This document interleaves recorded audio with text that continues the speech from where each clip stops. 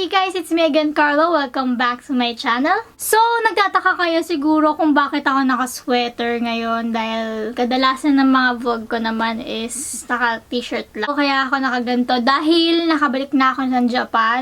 So, ngayon ay November 5 na at nakabalik kami dito ng October 31. So, smooth naman yung naging landing namin. Kaso lang medyo mahirap nga lang umuwi ngayon ng ibang bansa or vice versa, pauwi sa atin kasi nga may mga swab test na ginawa at ayun, kailangan natin sumunod sa mga rules nila. So, ayun. Quarantine ako dito ng 14 days sa bahay. Hindi pa rin kami nakakalabas. Makakalabas man siguro ako sa veranda lang namin or sa tapat lang ng bahay. So, dinala ko yung mga backdrop ko para hindi naman halatang nasa Japan ako, no? So, ayun. Para sa araw na ito at para sa vlog na ito ay mag-unbox lang tayo ng mga items na nabili ko sa Amazon. Kung meron tayo sa Pilipinas na Shopee at Lazada, dito naman meron namang Amazon. So, dun ako lagi bumibili ng mga kung anik-anik na mga abubot ko sa mga accessories ko sa phone, sa mga watch, and mga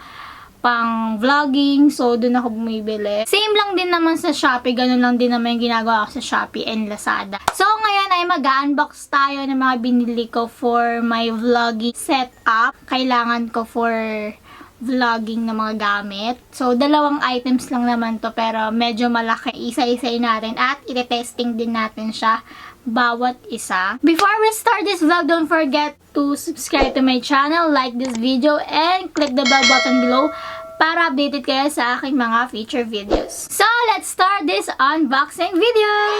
Ang first item na nai-unbox natin is ito yung kailangan na kailangan ko dahil wala akong ganito dito sa Japan. Although, meron naman akong ilaw. So, ipapakita ko na lang sa inyo kung ano yung ginagamit kong ilaw ngayon. So, guys, ganyan yung sinasabi ko sa inyong ilaw. Ganyan yung ilaw ko ngayon. And, ayan yung mic. Tapos, ayan, ganyan yung setup ko dito dahil yan lang yung ilaw ko dito. Ang first na binili ko, yan, dumating to no October 31. Nasa Pilipinas pa ako nung in-order ko to. And, ayun, sobrang laki niya. So, ito ay ang ring light. So, hindi ko ina-expect na ganito kalaki yung ring light na mabibili ko. Diyos mio. Ito nga siya, ang ring light.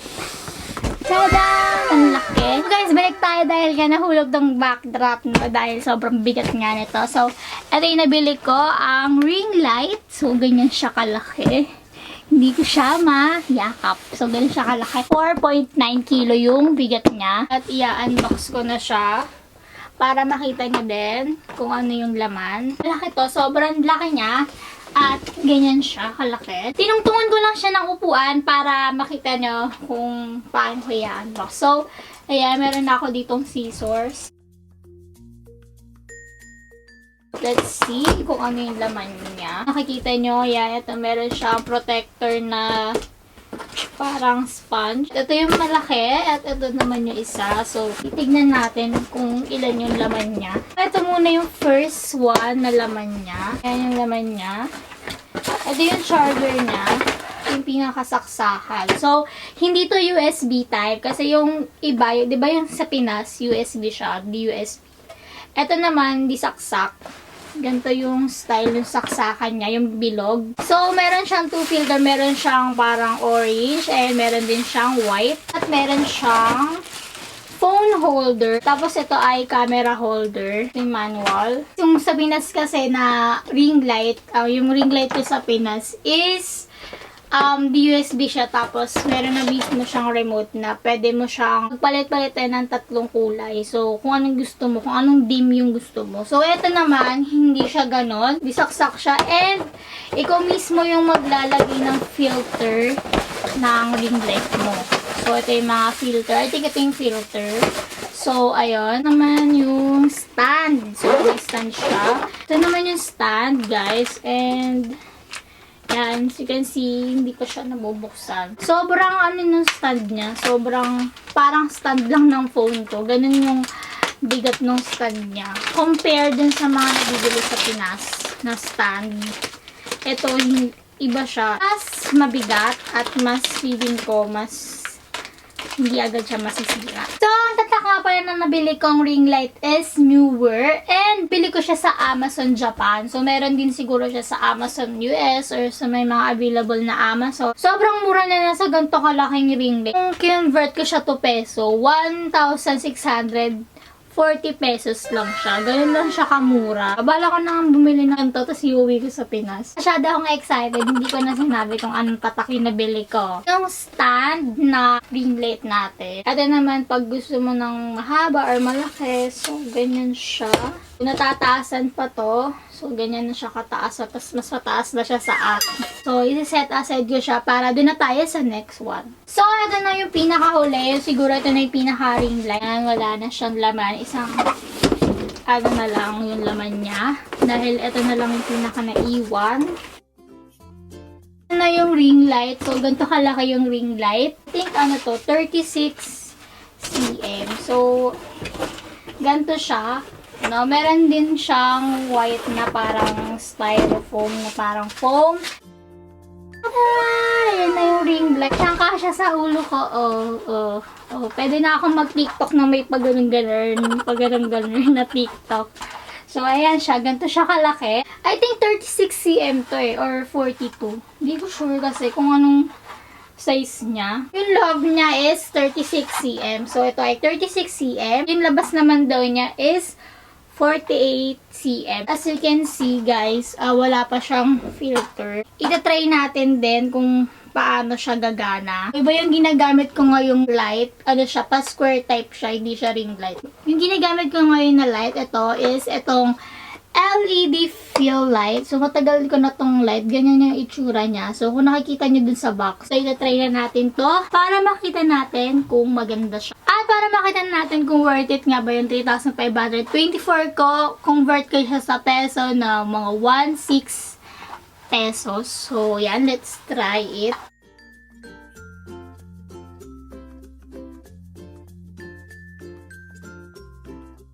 So, guys, ito yung pinaka-filter.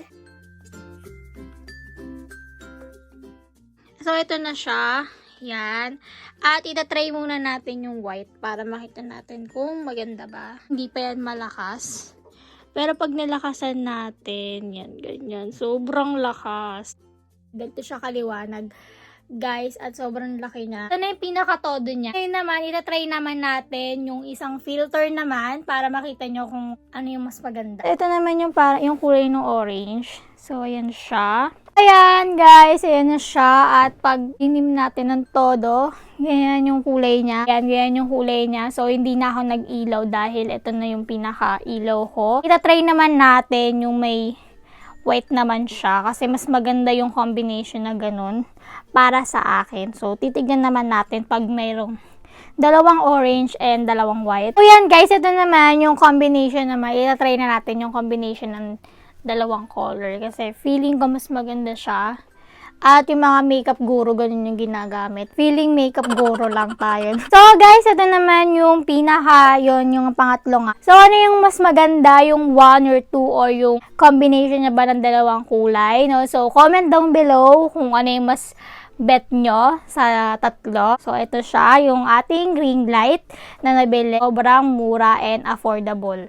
So, yan guys, gamit ko na yung new ring light ko at ito na yung pinaka pamphlet niya. Nandito yung mga nakalagay na mga kasama na mga accessories, installation guide, nandito rin.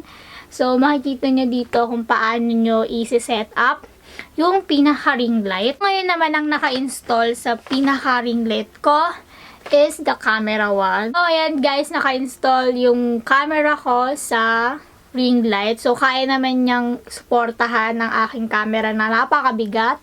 At ayan, ito yung pinakahawakan ng ating pang smartphone. So, ito siya. Napakaganda na ng ating setup dito, no? Sobrang ganda na. Bet na bet ko na yung light ng ating video. So, guys, dito naman tayo sa next one. Kung meron tayo ngayong bagong ring light, yan, meron din naman tayong bagong microphone. Ito yung first one na binili ko na lapel. Disaksak lang siya. So, dahil nga naka-iPhone ako, kailangan ko ng adapter. Kaya, laging may ganyan. Zafiro yung tatak niya. And ito yung mga kasama niya. Kung gusto mo ng mas mahaba, ito. Mahaba na adapter. Ito rin, pang camera. Merong extra na ganyan. Gamit ko rin to sa Pinas and nung mga previous vlogs ko na merong lapel. So, ito yung pinaka-lapel na. Wala pa tong 1 taon pero gusto ko na siyang palitan para makapaglapel din ako dito sa bahay. Kasi hindi ko to magamit pag ito lang mismo yung sinasaksak ko. Ayaw niya sa camera. Yun pala, kailangan niya ng adapter pang camera din. May binili ako ngayong bago. So, ito ay ang Xiaokoa. Bili ko naman dito is 2,999 yen. So, i-convert ko siya sa peso. 1,395. So, ito ay 1,395. Nabili ko siya sa Amazon ulit. So, sa mga may Amazon dyan, ayan, pwede kayong bumili. Pero ito ay available din pala sa Pinas. Nakita ko sa Lazada. Search nyo lang yung Xiaokoa official store. Price niya talaga is 1,180.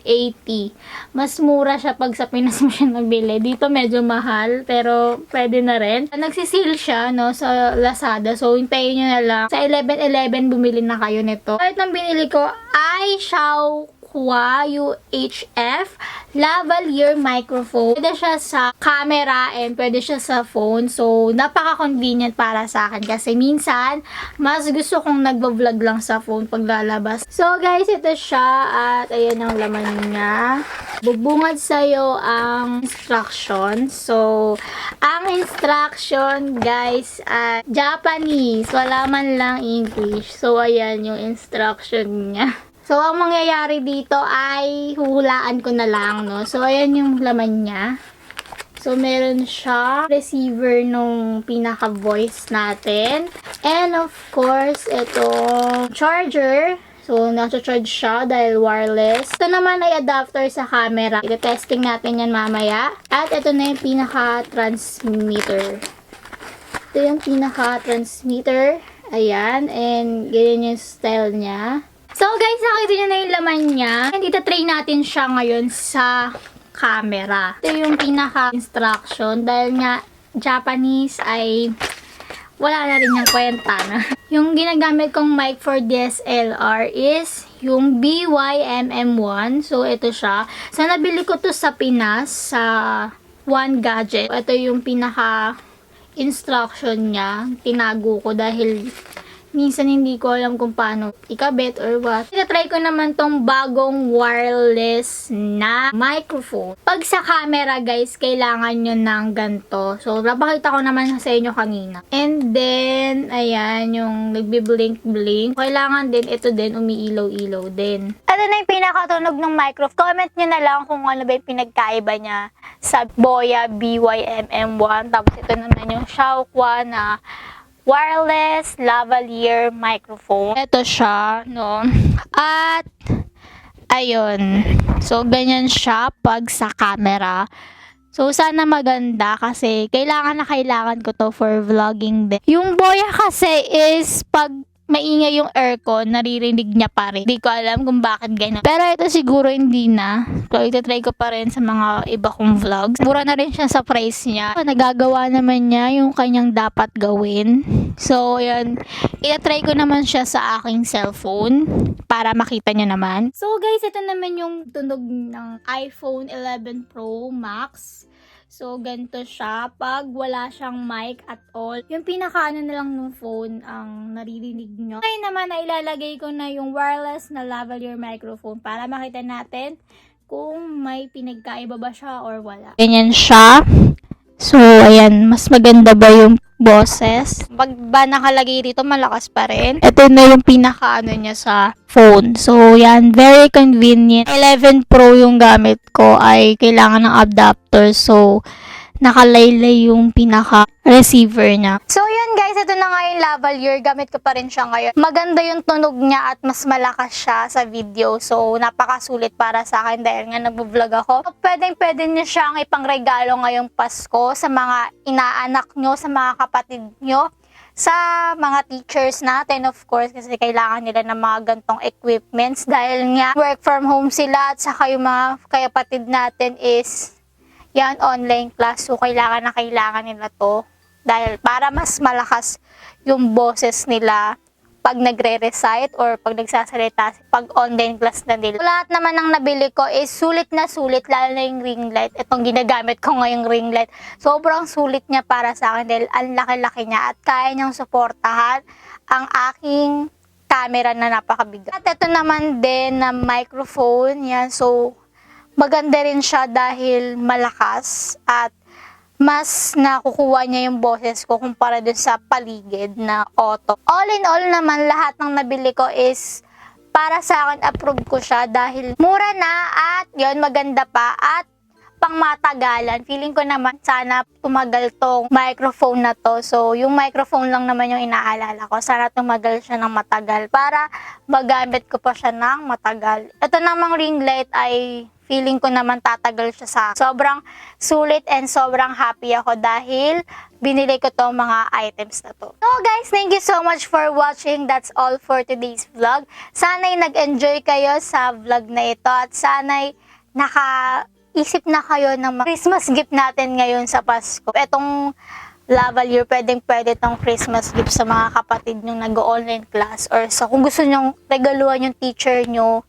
Yan, pwede siyang pang regalo. Also, yung ring light din naman pwede dahil kailangan din nila ng ilaw for online class and yan, sa mga keycase nyo mga pamangkin or sa mga kapatid nyo na nagbo-vlog yan, magandang iregalo sa kanila itong dalawang items na to, ring light and of course the wireless lavalier microphone. So yun guys, thank you so much for watching. Don't forget to like and subscribe to my YouTube channel. Thank you so much guys. Thank you so much mga kakikays. See you on my next vlog. Bye-bye!